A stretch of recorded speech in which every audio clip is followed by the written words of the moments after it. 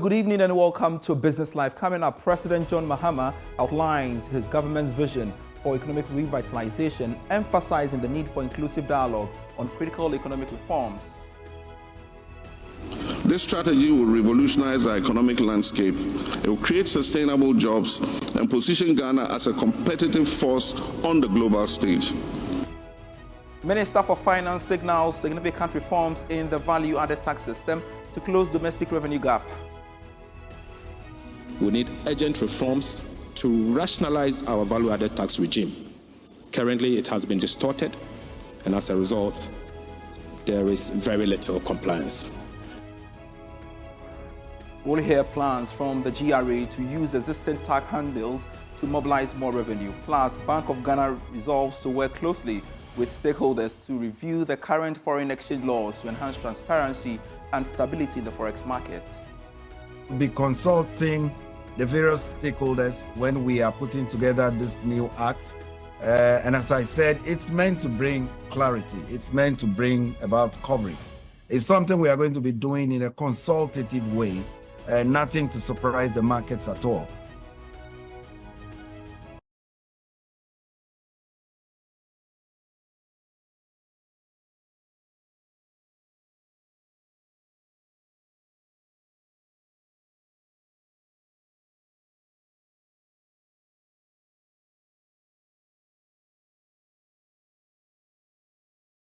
Thanks so much. You could stay on. I am Pius Kojo Baka. I want to begin from the National Economic Dialogue currently underway because President John Mahama has outlined his government's vision for economic revitalization, emphasizing the need for inclusive dialogue on critical economic reforms.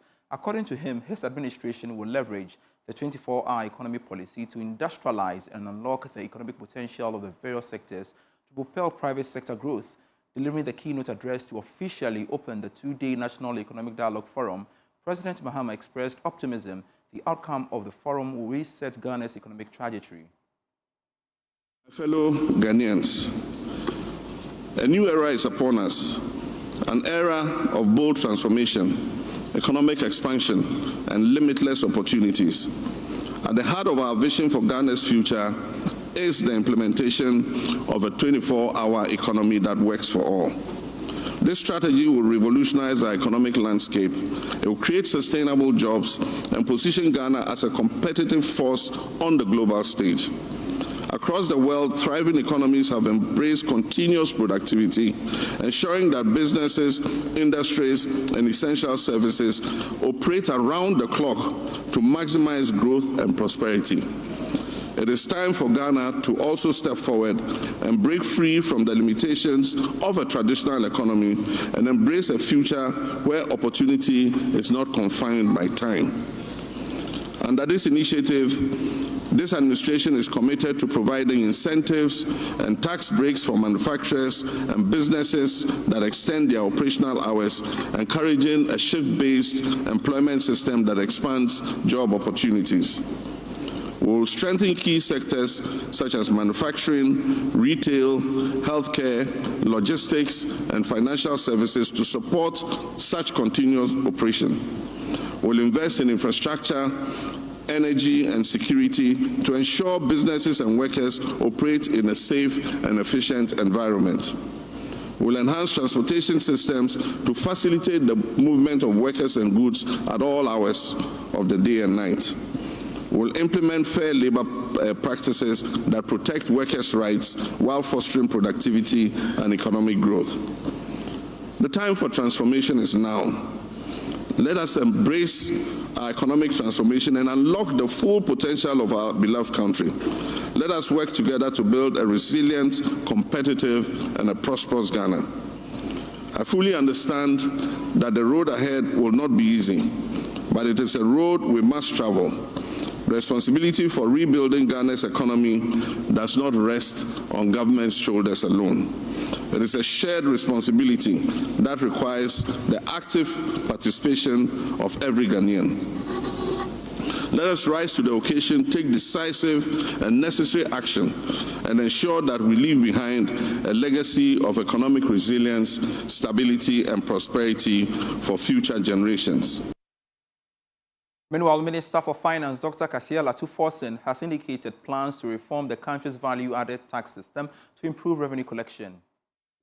Ghana has not performed well in revenue mobilization compared to its peers.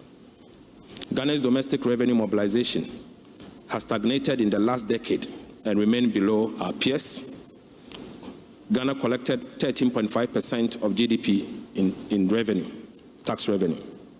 Collection from other major taxes remain low, especially value-added tax, as compared to our peers. Numerous exemptions and complexity of tax system have a detrimental impact on revenue. Tax administration challenges also contribute to compliance gap.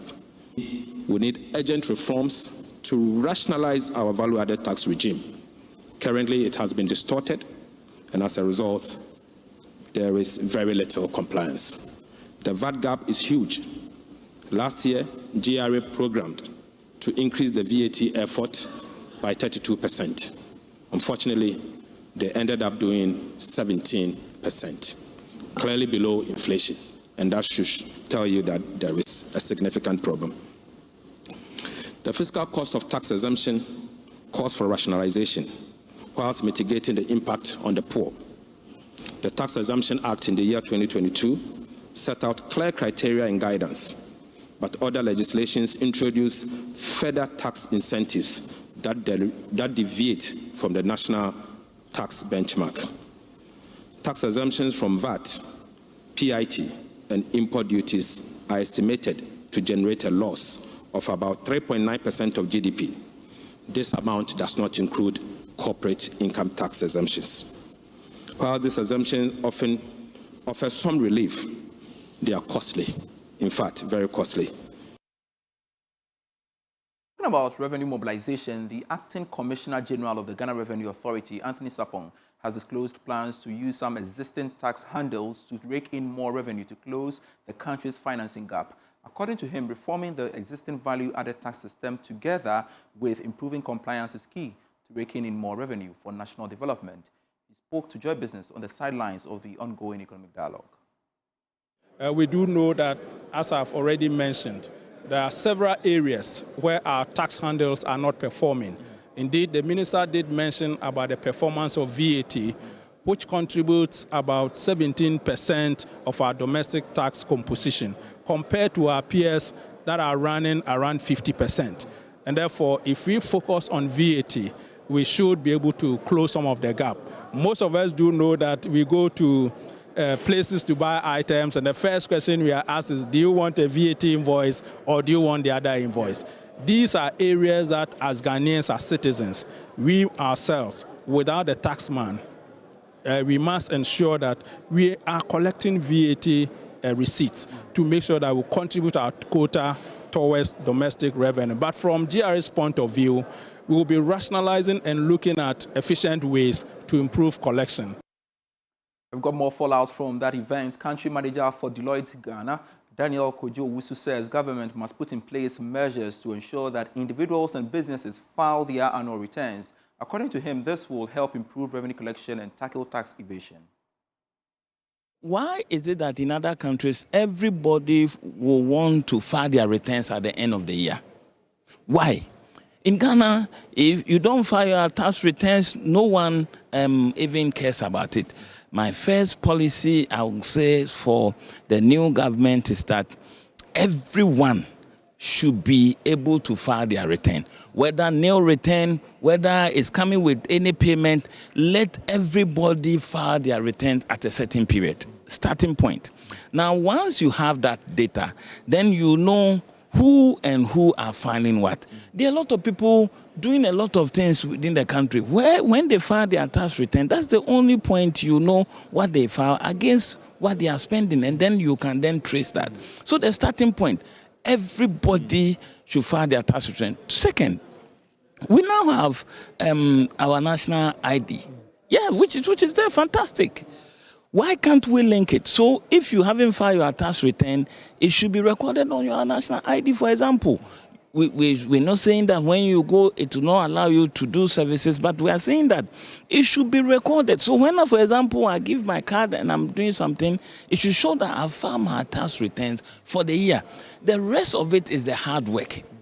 How do we ensure that people disclose their incomes and their tax properly? Because people are doing a lot of things. So the revenue is very true. You need to do a lot of things, but I'm saying that there are some basic things that we have to start from. First thing, everyone will have to file their tax returns at the end of the year. On his part, Chief Executive of the Ghana Investment Promotion Center, Simon Maggi, says he plans to increase foreign direct investments into the country. Speaking to Joy Business on the sidelines of the National Economic Dialogue, Mr. Maggi indicated that GIPC will provide investors with the needed incentives to make Ghana the preferred destination. Our goal right now is how do we work to ensure that Ghana is open for business again with major campaigns to attract foreign direct investment into the country. And as you know, FDI is not just, capital, it's not just money. It's also about equipment and it's also about spare parts that come into the country because when they want to work, that's what they focus on. So our goal primarily is to ensure that one, Ghana is open for business and speak about that a lot. Two is to ensure that we expand opportunities across the regions. So what we'll be doing is that I want to map out the investment opportunities in all the regions and all the districts so that we'll have major investment opportunities to give to investors when they come into this country. And then we've also embarked on our own institutional renewal.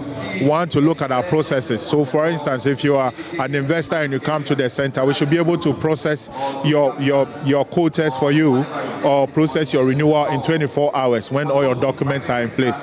Those that want to deal with us on technology transfer, how do we work with speed and accuracy in ensuring that all these are done? But it's also critical that we harmonize our efforts together with sister agencies that also promote investment. So the Minerals Commission, the Petroleum Commission, the BOG, the NIC, and all those agencies that promote FDI. So together we have one holistic message for promoting Ghana as a favorable place for FDI into the country. So that's what we'll be doing. I do understand that it will be difficult, but we do have a country that's always been attractive. So what we need to do is to just enhance our incentives and then go back to the investors and assure them that Ghana is open for business and we'll have them back in our country. Now hear from the chairman of the National Economic Dialogue, Dr. Ishmael Yamson, who has disclosed plans to maintain the economic dialogue as a platform for the private sector to engage the government on key policy concerns. This National Economic Dialogue, which you aptly set up as part of a 120-day social contract with the Ghanaian people, among its other objectives is to set in motion a process of dialogue and consultation on Ghana's present economic development challenges, discuss policy trade-offs, and build consensus around policy reforms that are needed to make Ghana a high, inclusive, and resilient growth economy. It is also intended that the National Economic Dialogue could be structured into a permanent consultative machinery in which the authorities, the private sector, civil society, and international partners regularly discuss socioeconomic and growth challenges, emerging opportunities, and risks.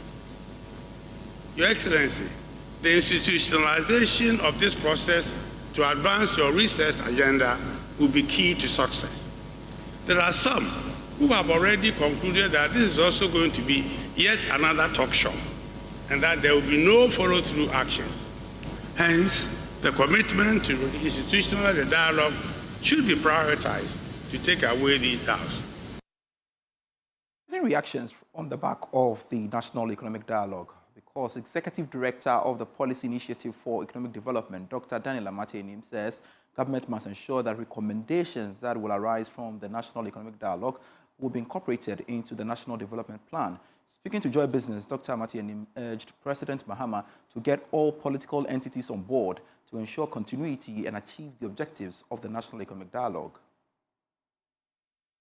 The challenge we have in this country has to do with we rolling out long-term plans that will bring about a sustainable growth.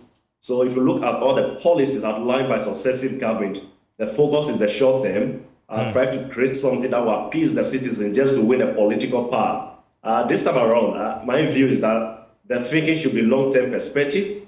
Once it is done, what the sitting government or His Excellency the President ought to do, after the discussion, the recommendations, and the strategies have been devised, he must go another step further. This time around, not like large numbers, bring all the political stakeholders on board, and then the National Development Planning Commission also on board, and see how we can function a long-term strategy in terms of continuity in governance, in terms of how successful government will run with a plan. If we are able to do that, it is then that it will translate a sustainable growth. If you look at our history, we roll out plans, just like you cited, the Senchi consensus. When the new government took over, that local content strategy was put somewhere, and then we had the need to create a new thing altogether. So in terms of long-term strategy and in terms of continuity, that has been a challenge confronting our governance and mechanism, and that's the reason which it appears we are not propelling sustainable growth over the period. So my view is that after this consensus, shouldn't just be President Mahama's government rolling out this particular program, but we should have a way of feeding same into the National Development Plan and making sure that we derived some of this strategy, the various political parties derived the strategies from the National Development Planning Commission, and then that's the way to go. If we are able to do that, then my view, respectfully, is that going forward, we should be able to have a sustained strategy that will drive sustainable growth and create opportunity for the citizens. So watching Business Life, we have more for you after this break.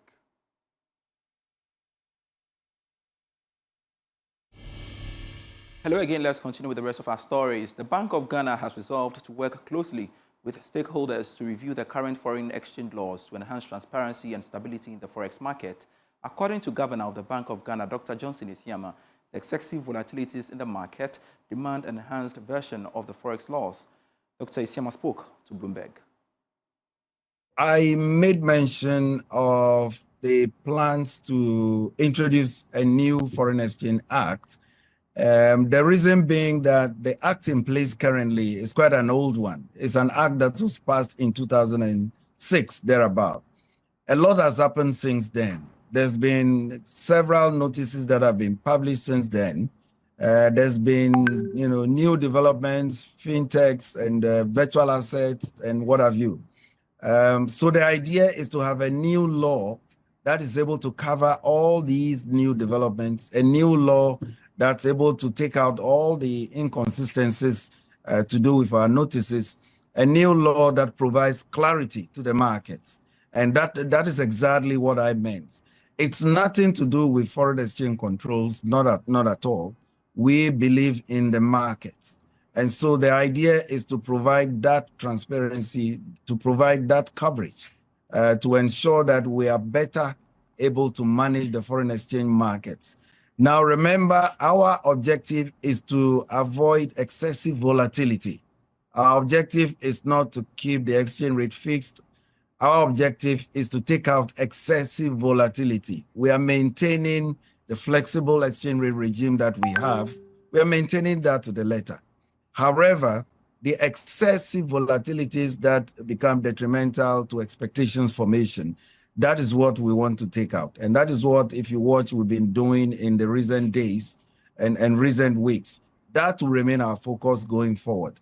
We will be consulting the various stakeholders when we are putting together this new act. And as I said, it's meant to bring clarity. It's meant to bring about coverage. It's something we are going to be doing in a consultative way, nothing to surprise the markets at all.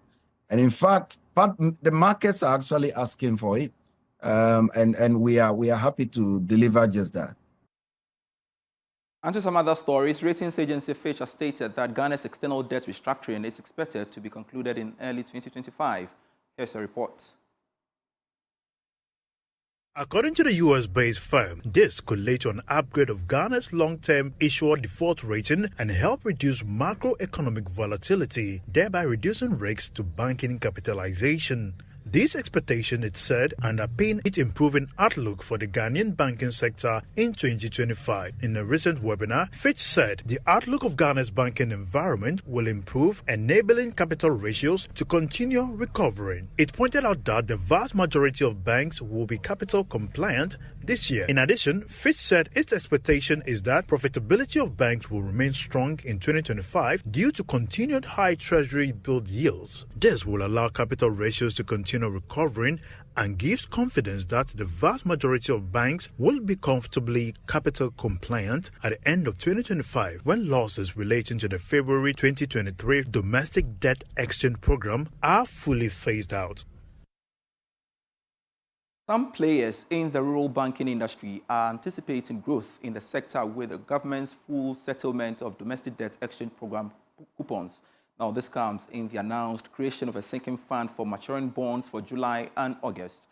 Board chairman of ARB Apex Bank, Dr. Tony Oben, believes access to the funds by the rural banks will enhance their operations to benefit rural economies. Anaya Ojima has more. Figures from the ARB Apex Bank indicate the rural banking sector incurred a loss of 1.1 billion cedis after the completion of the domestic debt exchange program. This has disrupted the growth trajectory of rural and community banks. Following the assumption of power by the John Mahama administration, the Ministry of Finance disbursed a payment in cash coupon of over 6 billion cedis, depositing over 9 billion cedis into the Debt Service Recovery CD account. Board chairman of the ARB Apex Bank, Dr. Tony Oben, reveals though many rural banks have re-strategized to stay profitable, the payment of coupons will improve the financials.